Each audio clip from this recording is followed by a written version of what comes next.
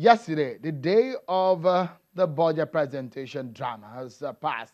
The morning after, President Buhari's cabinet members are explaining details of the 2019 budget as well as explaining the performance of the 2018 budget. The Ministry of Finance, Mrs.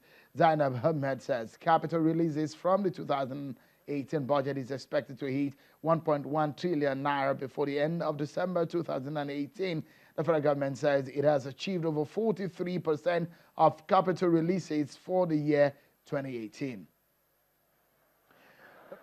Presented the 2018 budget of 8.83 trillion naira before the National Assembly. Some issues which caused the drama at the joint session of the National Assembly still get our attention tonight, and we shall be looking at the budgetary activities of this government, one that has always generated heated disagreement between the executive and the legislature. Let's get perspectives, everyone, on this matter.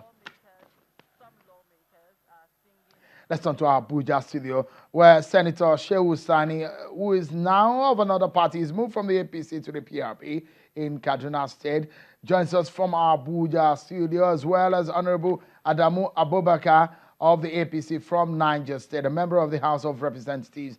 Both of them were part of what happened, what we saw yesterday. Thank you so much, gentlemen, for coming on the show tonight.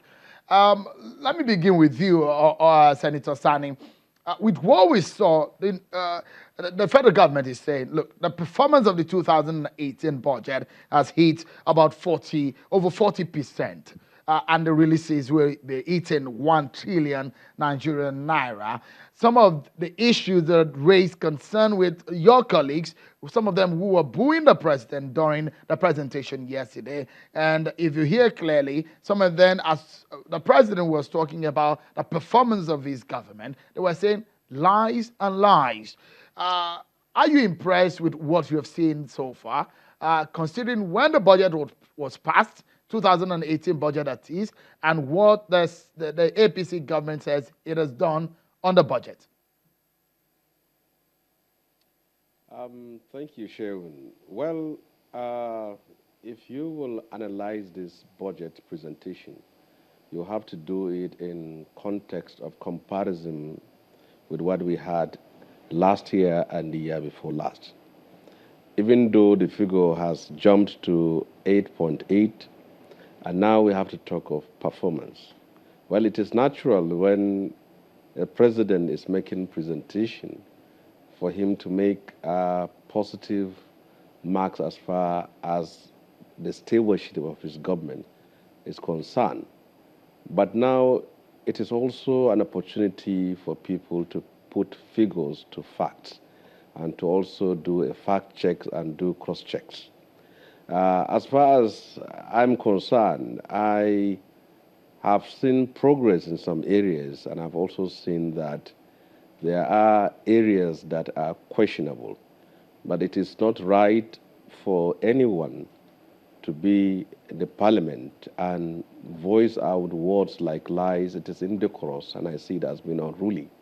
But what happened yesterday was a missed opportunity, because if we have a Senate president and a speaker that have clearly articulated all issues and grievances, it could have been an opportunity for them to present it before the president in a way of reading out their speech, which was missed.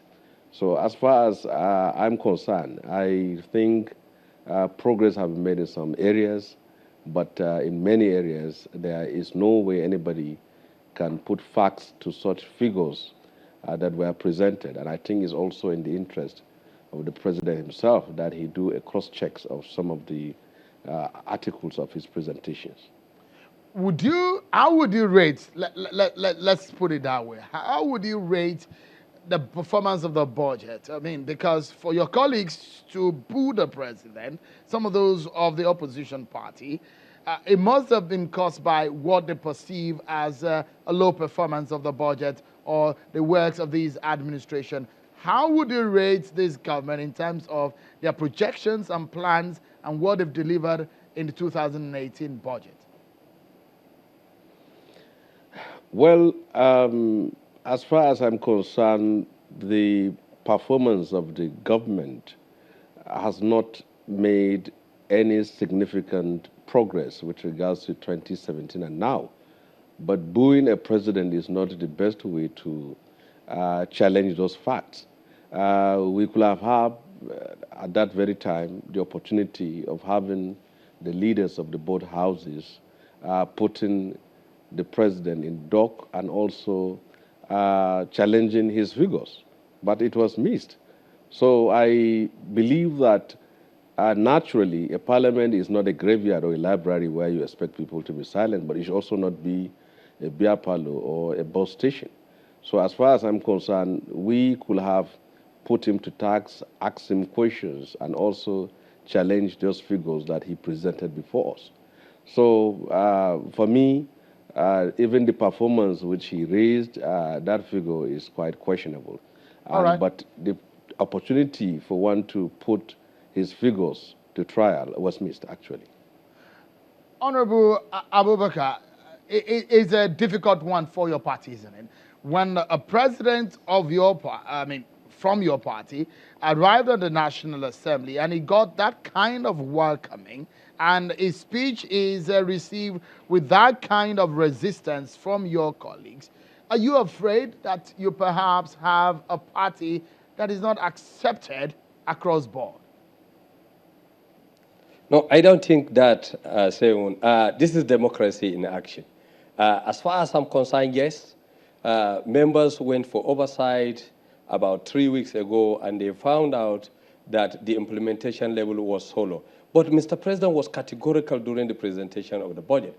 He said on the 14th of December, that is this month, that should be about 6 days ago, 5 days from the date of budget presentation, he made it clearly that certain amount was released, I think in the tune of about 400 billion to add to the previous amount. So by this, I want to tell you, yes, the people or members of the opposition, it is time for them to play politics. It is time to say, yes, we didn't see anything on the ground. But I think we should take the president on confidence because during the budget presentation, because we even refused earlier to listen to what he's going to say. But at the end of the day, he made it clear that, yes, there was implementation. I think as members of the National Assembly, he now said 45%.